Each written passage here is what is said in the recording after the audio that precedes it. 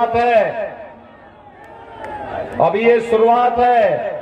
अभी तो हमने तय किया है 10 मार्च के बाद जब सरकार बनेगी, उज्ज्वला योजना के हर लाभार्थी को होली और दीपावली में फ्री रसोई गैस का सिलेंडर भी उपलब्ध करवाएंगे।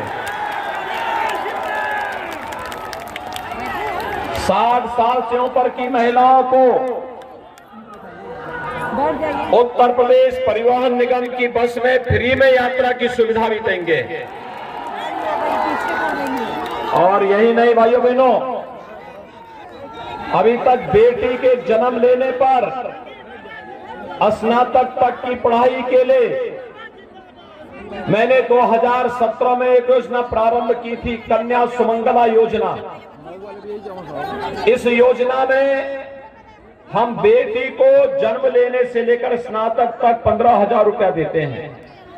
और भाइयों बहनों, हमने तय किया है 10 मार्च के बाद जब सरकार बनेगी, इस बार इस राशि को 15,000 से बढ़ा के 25,000 करेंगे। देखिए, गरीब कन्याओं की शादी के लिए पहले सरकार की ओर से कोई अनुदान नहीं था।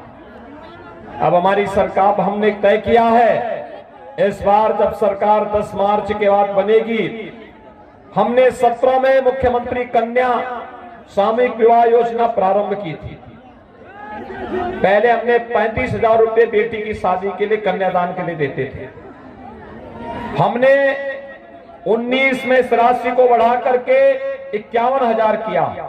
और आज भाइयों बहनों, हमने तय किया है 10 मार्च के बाद अब इस राशि को बढ़ा करके बेटी की शादी के लिए 1 लाख अनुदान देंगे गरीबों को। 1 लाख।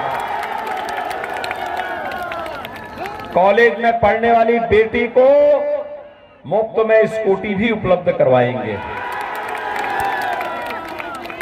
ट्यूबवेल के कनेक्शन लेने वाले जितने भी हमारे अन्नदाता किसान होंगे, अगले 5 साल के अंदर ऐसी व्यवस्था करेंगे कि उनको फ्री में ट्यूबवेल का कनेक्शन मिल जाए, फ्री में ट्यूबवेल में पानी का कोई खर्चा ना लगे उनको। हमने 5 साल में 5 लाख नौजवानों को नौकरी और 2 करोड़ नौजवानों को नौकरी, रोजगार और स्वतः रोजगार के साथ जोड़ा। और अगले 5 साल के लिए लक्ष्य है हर परिवार के एक सदस्य को नौकरी अथवा रोजगार अथवा स्वतः रोजगार के साथ जोड़ने का काम करेंगे। भाइयों बहनों, वर्तमान में हम लोग 1 करोड़ नौजवानों को, वह बीए कर रहा हो, BSc, BCom, MA, MSc, MCom, BTech, ME, MTech, nursing, pharmacy, medical, engineering, कोई भी डिग्री ले रहा हो, पॉलिटेक्निक, आईटीआई, उन सभी को टैबलेट और स्मार्टफोन दे रहे हैं। लेकिन समाजवादी पार्टी लगातार चुनाव आयोग को कंप्लेंट कर रही है। हमने तय किया है कि भाइयों बहनों, 10 मार्च के बाद अब इस संख्या को 2 करोड़ नौजवानों तक पहुंचाएंगे। टैबलेट, स्मार्टफोन 2 करोड़ नौजवानों को और डिजिटल एक्सेस उसमें फ्री देंगे।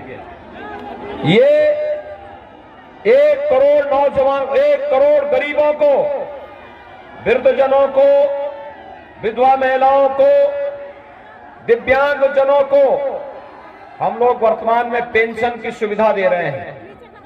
भाइयों बहनों, 2017 के पहले समाजवादी पार्टी ने इस पेंशन की राशि को बंद कर दिया था। हमारी सरकार ने बढ़ाया, बहाल भी किया, बढ़ाया भी, 12,000 रुपए सालाना किया। और अब हम लोग तय किए हैं कि हर निराश्रित बुजुर्ग को, निराश्रित महिला को और दिव्यांग जन को अभी हम 12,000 रुपए सालाना पेंशन दे रहे हैं। अगले 5 साल में से बढ़ाकर 18,000 रुपए सालाना करने का काम करेंगे। गरीबों को मकान का सुविधा हो, गरीबों के घर में शौचालय की सुविधा हो, गरीबों को फ्री में रसोई गैस के सिलेंडर देने का कार्य हो, या फिर बिजली का कनेक्शन, भारतीय जनता पार्टी की डबल इंजन की सरकार ने प्रधानमंत्री मोदी जी के नेतृत्व में पूरी ईमानदारी और प्रतिबद्धता के साथ इस कार्य को किया है। भाइयों बहनों, आज जब हम इन कार्यों को करते हैं, सपा बसपा के लोगों की नींद हराम हो जाती है। वे परेशान होते हैं, कहते तब पैसा कहां से आया है।